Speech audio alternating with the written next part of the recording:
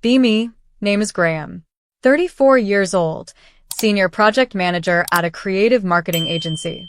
Been here 6 years, love what I do. We create campaigns for brands, everything from social media to TV spots. Company has about 80 employees, mix of creatives, strategists, and account managers. The work is demanding but rewarding. Nothing beats seeing your campaign go viral, or watching a client sales spike because of something your team built. Our team was tight, 14 people across different backgrounds. Men, women, different races, different ages. Never really thought about it, honestly. We just worked well together, celebrated wins, supported each other through tough deadlines. Office felt like a second family. Cheesy but true. Then everything changed. Company decided we needed a formal DEI initiative. Diversity, equity, and inclusion. I wasn't against it in principle. Treating people fairly makes sense. Making sure everyone has opportunities makes sense. But the way it was implemented was a disaster. It started with Diane Foster, our HR director. 42 years old, been at the company 3 years. She was passionate about social causes. Always sharing articles about workplace equity, posting about representation and systemic issues. Good person, good intentions, but sometimes more focused on ideology than practicality. Diane announced at an all-hands meeting. The company was hiring a DEI consultant, someone to assess our culture and implement improvements. She was very excited about it. Said this would transform our workplace, make us a model for the industry. I figured it would be some workshops and policy updates. Standard corporate stuff. How wrong I was. 2 weeks later, the consultant arrived. Her name was Keisha Monroe, 36. Introduced herself as a DEI strategist and cultural architect. Had a website full of buzzwords. Dismantling systemic oppression. Decolonizing workplace culture. Centering marginalized voices. Diane had found her through social media. Keisha had a big following, lots of engagement. Posted constantly about workplace racism and sexism. Diane was impressed by her passion. Didn't dig much deeper apparently. First red flag came during Keisha's introduction meeting. She talked for 45 minutes about her philosophy. Used terms like intersectional framework and privilege mapping. But when someone asked about her specific experience, she got vague. Said she'd worked with various organizations. Helped them on their equity journeys. No names, no specifics, no measurable outcomes. Just vibes and vocabulary. I looked her up afterward. Her LinkedIn showed a lot of self-employment. No major corporate roles. Education was a bachelor's in communications. No certifications in organizational psychology or HR. No training credentials that I could find. Her expertise seemed to be having opinions on Twitter, not actually transforming workplace cultures. But Diane had already signed a 6-month contract. $15,000 per month plus expenses. We were committed. First month, Keisha did her assessment. Interviewed employees, reviewed policies, observed meetings. I had my session with her. She asked about my experience as a white male in the company. I said I didn't really think about it. I just did my job and worked with my team. She said that was part of the problem. Not thinking about my privilege was a form of privilege. I needed to interrogate my position in the hierarchy. I asked what that meant practically. She said it meant recognizing how my identity gave me advantages that others didn't have. I asked for specific examples at our company. She couldn't give any. Just spoke in generalities about systemic patterns. I left feeling confused and slightly accused. Like I'd done something wrong by existing. Month 2, Keisha presented her findings. Called them deeply concerning. Said our company had significant equity gaps. Leadership was too white and too male. Our actual leadership was 60% women, but okay. She said client-facing roles were dominated by certain demographics. The creative team lacked diverse perspectives. Our creative team was actually pretty diverse, but whatever. She said employees from marginalized groups felt unheard, based on interviews she'd conducted. I wondered who said that because most people I knew were happy. Her recommendations were extensive. Mandatory bias training for all employees. Separate affinity groups for different identities. Revised hiring process with demographic targets. Review of all promotions through equity lens. Regular check-ins about microaggressions. New reporting system for equity concerns. Diane approved everything immediately. Didn't question any of it. Just said this is exactly what we need. Month 3, the initiatives launched. First was mandatory bias training. 4 hours on a Saturday, no exceptions. Keisha led the session personally. Started by having us acknowledge our privileges. Go around the room and state our identity categories. Then discuss how each one gave us advantages or disadvantages. White employees were told to acknowledge their racial privilege. Male employees were told to acknowledge their gender privilege. Straight employees were told to acknowledge their orientation privilege. It felt like a confession booth. Admitting sins we weren't sure we'd committed. The training continued with case studies. Every example showed white men as the problem. The interrupter in meetings was always male.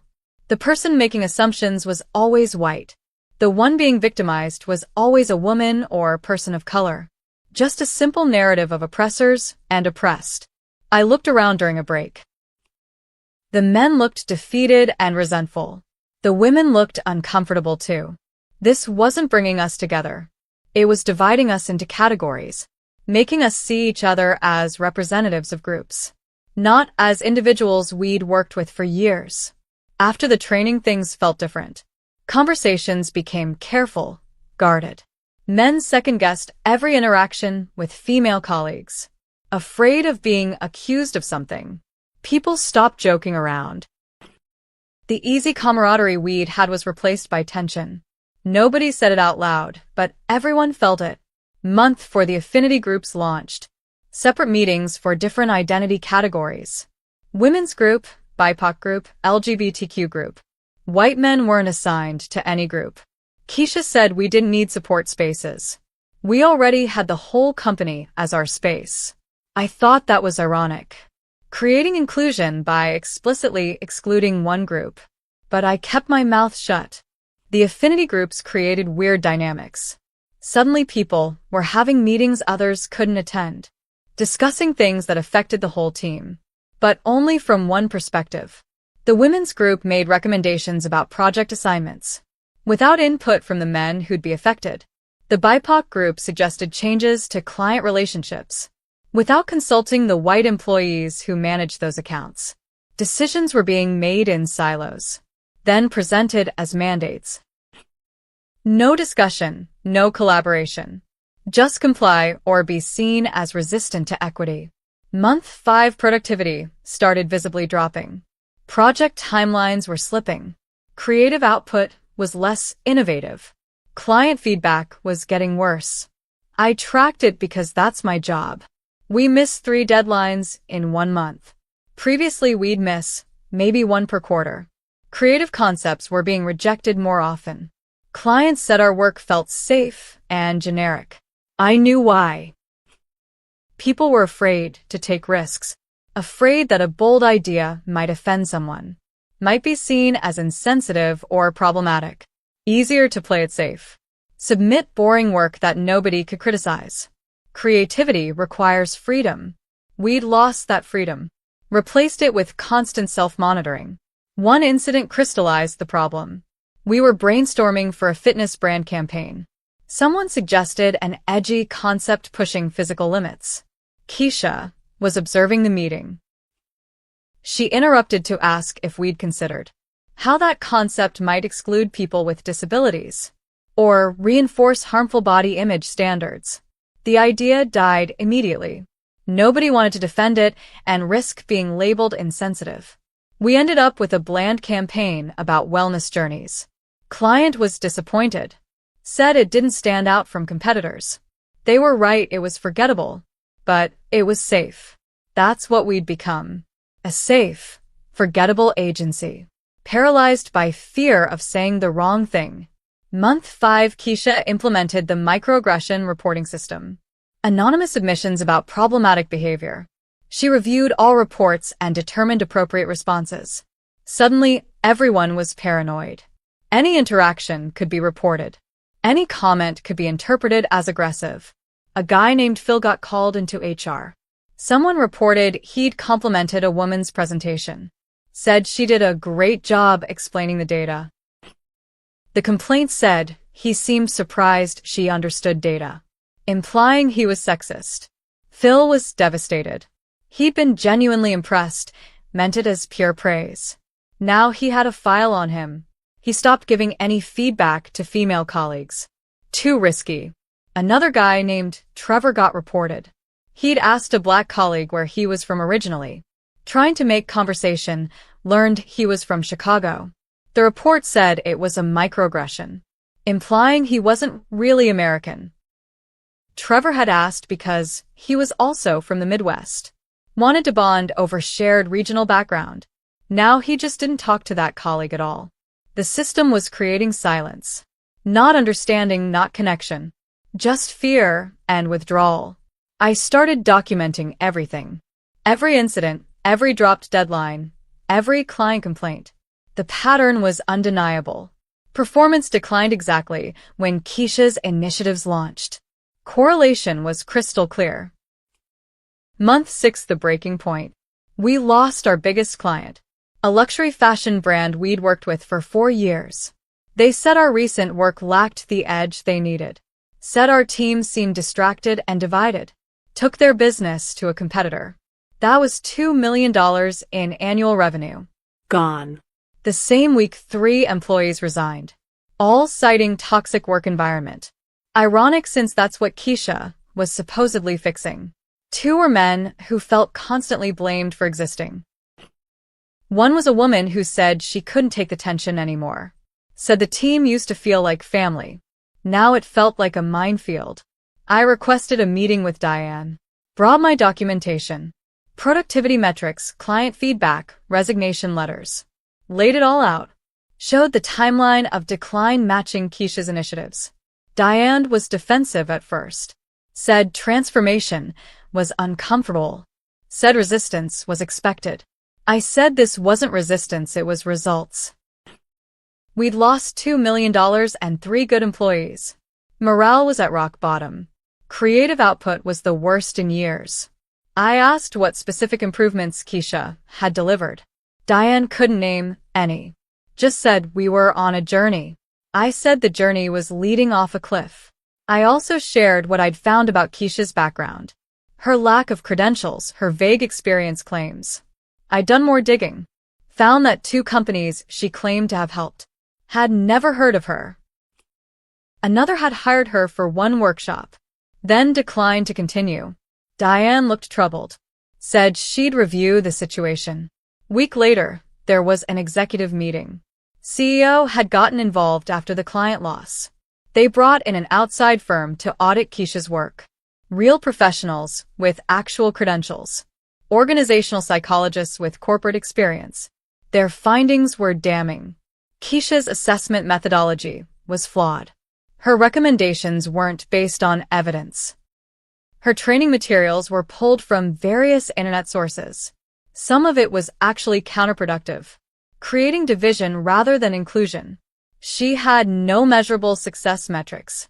No way to evaluate if anything was working. Just vibes and ideology. The audit also found discrepancies in her credentials. Some certifications she claimed didn't exist. Some organizations she cited had no record of her. She wasn't just unqualified. She'd misrepresented herself. Keisha was terminated immediately. Her contract voided for misrepresentation. Diane was put on performance improvement plan for failing to properly vet the hire. Company announced a reset of the DEI initiatives. Would be rebuilding with qualified professionals. Focus on practical improvements, not ideology. The announcement came on a Friday afternoon. I've never seen a workplace mood shift so fast. People were actually smiling again. Someone made a joke and others laughed.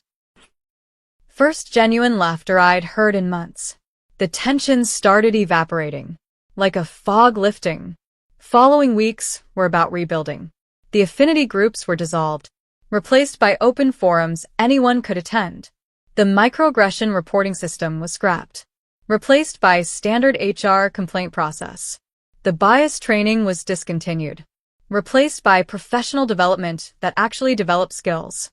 People started talking normally again, collaborating without fear, taking creative risks. The safe, bland work gave way to bold ideas again. 3 months later, productivity was back to normal. 6 months later, it was higher than before Keisha arrived. We won 2 new major clients, rebuilt the revenue we'd lost. The people who'd resigned. One actually came back, said she heard things had changed, wanted to be part of the team again. New DEI approach was completely different. Company hired an actual organizational psychologist with real credentials and corporate experience. She focused on practical things, inclusive meeting practices that helped everyone contribute, mentorship programs matching people across different backgrounds, skills training that built actual capabilities, just practical improvements that made work better. For everyone. That's what good DEI looks like. Not ideology, not lectures, not pointing fingers. Just making the workplace better for all employees. Helping everyone succeed regardless of background. Year later, I got promoted to Director of Project Management. Diane had quietly left the company, found an opportunity elsewhere. I don't hold grudges, she meant well. Just got seduced by passion over competence. It's an easy trap. Someone speaks confidently about important issues. You assume they know what they're doing. But conviction isn't competence. Caring about something doesn't mean you can fix it. Good intentions need good execution. Otherwise, they just cause harm. With better branding. I think about the Keisha era sometimes. How quickly a good culture can be destroyed. How easily fear replaces trust. How ideology can override common sense. We lost a year of productivity. Lost millions in revenue. Lost good employees. All because someone with a social media following got hired to do a job she wasn't qualified for. And nobody questioned it. Because questioning DEI felt risky. Felt like you might be labeled a bigot. So everyone stayed quiet while the ship sank. That's the real lesson. Good causes can be hijacked by incompetent people. And fear of being called a bad person can silence legitimate concerns until the damage is undeniable. Real inclusion doesn't require guilt or blame. It requires treating people as individuals, helping everyone contribute their best, creating environments where talent thrives, regardless of what someone looks like. That's not complicated. But somewhere along the way we made it complicated, turned it into an industry where credentials don't matter. Only the right vocabulary and the right politics. That's how you get Keishas. People who can talk the talk, but have no idea how to walk the walk, and leave destruction in their wake, while claiming to be the solution. Anyway, that's the story of how our HR director, hired an unqualified consultant. Based on social media presence and passionate posts, without checking credentials or track record. The consultant implemented initiatives based on ideology, not evidence. Created division instead of inclusion. Made everyone afraid to speak or collaborate. Crashed productivity and morale. Cost us $2 million and multiple employees. Until leadership finally investigated. Found she'd misrepresented her qualifications. Terminated her and reset everything. The company recovered and got stronger by focusing on practical inclusion, not performative guilt. Good intentions aren't enough. Competence matters. Evidence matters. Results matter. Otherwise, you're just paying someone to make things worse while feeling good about trying. That's not equity. That's expensive failure. With better marketing,